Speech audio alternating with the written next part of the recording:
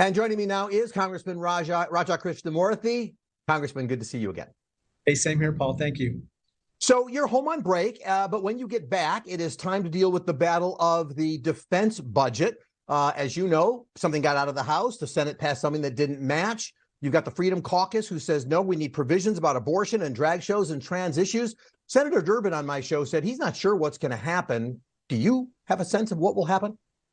I'm not really sure. I think there's going to be basically internal warfare in the House Republican caucus, because I think there's just some people who are so hell-bent on, inserting extraneous provisions regarding, drag shows and regarding issues having nothing to do with kind of the topics at hand, that I think that they're going to drive their fellow colleagues insane.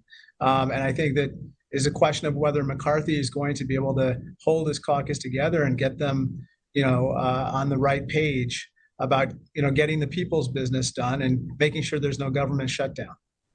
Along the similar lines, you are going to be facing potentially another government shutdown, basically October 1st, beginning of the new fiscal year. McCarthy has actually talked about having a CR, a continuing resolution, for a few months to keep things going. I'm not sure the Freedom Caucus will go along with that. Should we expect a showdown? And by the way, some think that President Biden would like to a shutdown of the government because it will show that Republicans are letting things go amok. I don't think anybody wants to shut down, Paul. Honestly, I think that the problem is that, when you have a shutdown, people are really adversely affected, and some of the most vulnerable people in our society are adversely affected, not to mention seniors, not to mention people who are in the military, not to mention the flying public who will be affected when our airports start to be affected by such a shutdown. So that's why it's so important that we avoid a government shutdown at all. Whatever it takes to avoid a government shutdown, except that I think that there are some people in the other side who actually want a shutdown and say things like, a shutdown wouldn't be that bad. Let's get into some of the things you are working on, specifically immigration, a big topic for you. You're part of a bipartisan group asking the Biden administration to help clear the backlog of green card applicants with that key date coming up October 1st. It's your hope to max out employment-based green cards. Specifically, what needs to change? Well, I think that there are more than 1 million people in queue right now who legally applied for green cards, who legally, obtained their H-1B visas. But right now, if you come from a country such as India, for instance, it will take you approximately 80 to 100 years to get a green card if you were to go through the queue. And of course, that's completely unacceptable, especially at a time when we have such a shortage of skilled talent, especially those positions that these types of people could fill. When you don't provide these green cards in a timely manner, then these folks aren't able to start businesses, hire Americans, or innovate or create jobs here in America. And oftentimes they go to other countries, including Canada, the UK, Australia, or back home to India, because they just can't endure the wait any longer. Related to the pressures we feel here in Chicago and other significant states around the country, some of your colleagues pushing the White House to expand work permits for migrants who are arriving in places like here. Backlogs even keep that at about a 15-month wait, with new migrants showing up every day. Why isn't there quicker action to resolve this? I think it's politics.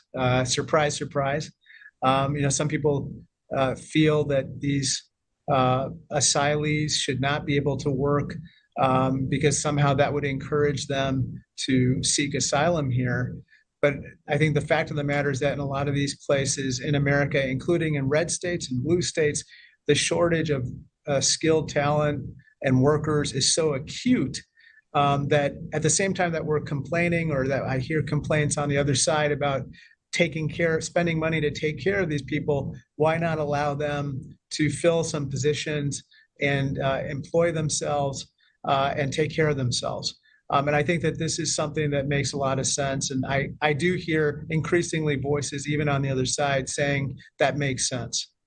You are the ranking member on the House Select Committee on China, and President Biden has called China a ticking time bomb after consumer prices fell there for the first time in 2 years. Our relations with China are at a low. How do we protect ourselves from unfair trade practices, especially given that China leads in 37 of the 44 critical technologies? You follow this closely. Well, I think that we have to continue to do everything we can to curb unfair trade practices. A long time ago, we decided to admit basically the People's Republic of China to the World Trade Organization and to allow them to have most favored nation trade status in America. And what we found is that, unfortunately, instead of reforming the way that they do business, avoiding the economic aggression and the cyber espionage and the intellectual property theft and all the other things which we're concerned about, they've doubled down on those practices and they've continued with their unfair trade practices. So I think that starting with the Trump administration, now the Biden administration, they've put in place enforcement actions and tariffs to try to deal with those unfair trade practices.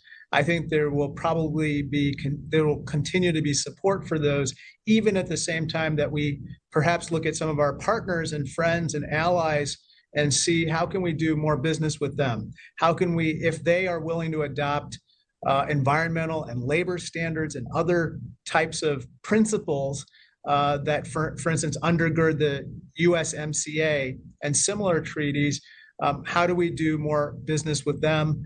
I think those are the types of issues that will come up more and more. Well, I have you. I need to give you a chance to just briefly tell me a heartwarming story. Let's bring our conversation home. I'm talking about America keeping its word, the story of U.S. Army veteran Chris McClanathan and his interpreter in Afghanistan, who we promised to save, and we weren't doing a great job. You stepped in. Well, thank you. There's an individual named Mr. Romal, who is an Afghan interpreter for Mr. McClanathan, who's a veteran, along with numerous other veterans in Afghanistan. And at the time of our exit from Afghanistan, Mr. Romal was then placed in grave jeopardy, and the Taliban was hunting for him because of his assistance to our troops.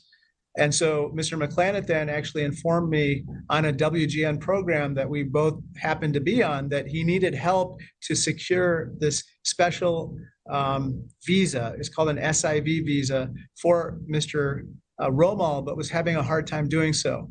Long story short, after 2 years and many conversations that I had with the State Department and others, and my staff did, sometimes very heated ones, we finally were able to secure that visa, and Mr. Romal is now safely in the United States, along with his wife and his baby girl. And we're so thrilled about that. That's the way I want to end an interview, on that kind of heartwarming story. I know during this break, you'll be talking about a lot of new projects that you've been bringing to the district, like a $600,000 new wastewater treatment facility to Hanover Park. Come back and let's talk about some of those specific projects. But for today, let me wish you a nice Sunday and have a good break at home before you get back to work full time in D.C. Thank you so much, Paul, and you too.